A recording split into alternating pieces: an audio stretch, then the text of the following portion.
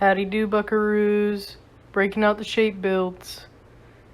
So, after uploading my 40-minute monstrosity that took me like multiple days to finish and record, I thought, let me just do something that I do a lot and know how to do. So I thought, well, I'll just do a shape build. Those usually do relatively well. You know, they're kind of cool and fun. But, you know, being me, I went, what's more fun than a shape build? A shape build in which I try and build a waterfall. Because I know how to do that, and it'll go great. That's a lie. I don't know how to do that, and it won't go great. But I am doing my best. So, I ended up having to, I needed to be able to playtest this at any given moment. So, had to put it in live mode, and in Sulani, in this save, it's raining right now. And you know what? It's fine. We're all gonna live with it. There's a lot of just me waffling, trying to figure out how to make this waterfall look kind of like a waterfall. And I kind of succeed here, but I will change that waterfall, because I end up, what I really wanted to do here was another terrain tooled build, because again, I can never do anything easy. So what I end up doing is trying to build the terrain up around the back and sort of give like backwards access, because this is a pool. It's meant to be a pool, even though it is a waterfall, and it ends up looking really natural and rocky. Also, everything I used to turn this pool into a waterfall is debug, so you shouldn't have any issues. Your Sims should just go right through it. So, yeah. It'll look a little weird actively in use, because your Sims will like swim right through rocks. But it should work and look cool, and that's what matters. To me, at least. So, yeah, I gave little roof access down to it. I fight with this path so much. By the way, it was a mistake when I shifted the lot forward. I got all excited and thought I'd have room to sculpt the terrain in the back, but that messes up my ability to make the waterfall look like anything at all, so I had to move the whole thing back anyways, which was so annoying. But what I was trying to say is that I fight with this path for ages, trying to make it look like anything at all.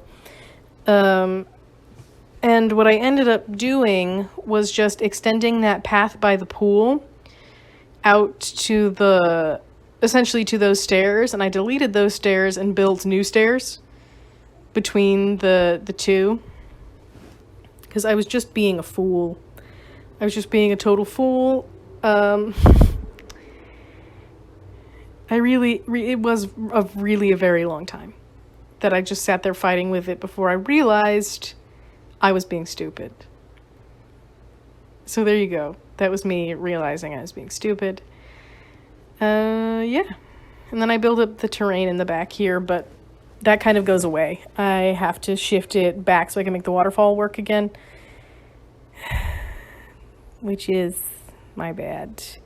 Because the footprint, you see that massive grid, the footprint on the waterfall is so huge. It counts as out of bounds if it's not in like the middle, even with move objects on, even if it's not in the middle of the lot. So I end up having to shift everything back, and I lose the terrain I was so proud of in the back. But that's, you know, that's terrain sculpting. It doesn't work most of the time. You just kind of gotta live with it. It's really hard to get the hang of. But I got a decent looking waterfall. This thing fought me so much. It did not want to go in the middle like that, and I'm not sure what exactly it was. It probably has something to do with the crazy terrain. But oh boy, was that miserable. But I played around with all of the different rocks from Island Living. I just played around with debug rocks, which was really fun. And it doesn't exactly match, really, but it's still really fun to do, because I almost never use debug rocks, because they're all so specific. But I thought it would be silly not to. So I did. I threw in some stuff. You can see it covers the corner of the pool there, but like I said, because it's debug, your Sims will just go right through it. So it is going to look kind of strange, but I think it's worth it for how cool the waterfall turned out. And again, I do want to say that this was meant to be a pool that looks like a waterfall. So I left that ledge in the front, that straight ledge, because it's supposed to look like a pool, and I didn't mind it so much. Yeah. So that's just me trying to make because terrain tools, you can't build the hill like right up on the side of things.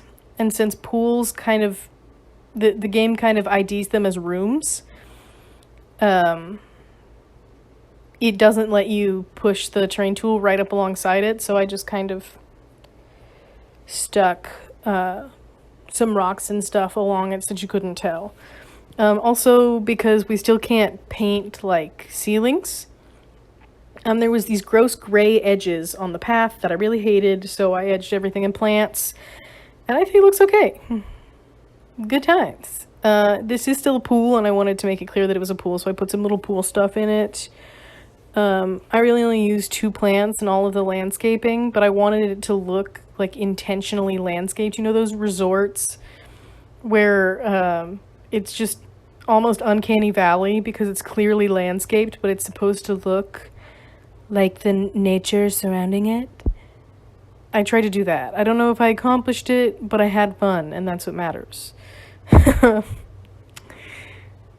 Yeah, so the actual house, now that I've spent most of the video building a waterfall, the actual house is just one of, I do a lot of the same island style builds. You can see them on my gallery, where I just kind of make the whole thing mostly open air.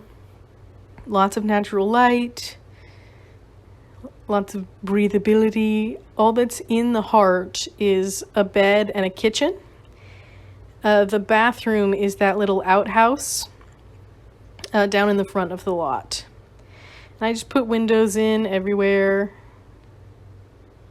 It's a good time. The stairs, I wasn't sure how I was going to handle, but those work. I play tested them. You'll actually see me play test them in a minute, because I got concerned while I was putting furniture on the roof. Because if that didn't work, then the whole thing didn't work, so I had to double check. But yeah, it's not super exciting. There's no TV or anything. There wasn't really space for that. So there's just a bed and a kitchen. But like I said, this is like a honeymoon retreat. So I wasn't imagining they'd be watching TV all that much. But also, they can just go down to the beach. This is on Sulani. So, you know, pretending that honeymoons are a thing that happen in The Sims and that you could even take a vacation to Sulani.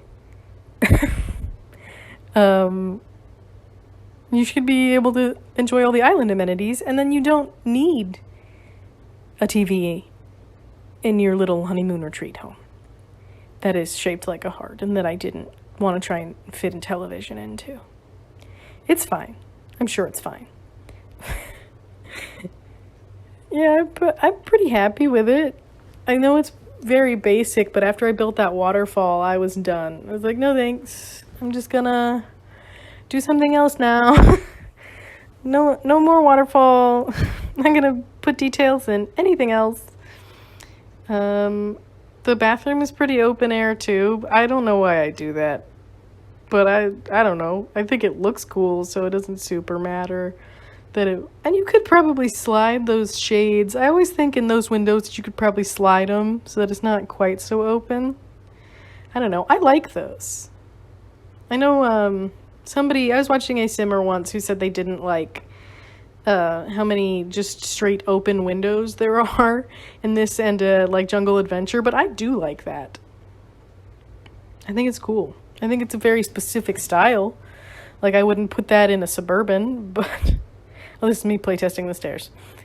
They work, if you were wondering.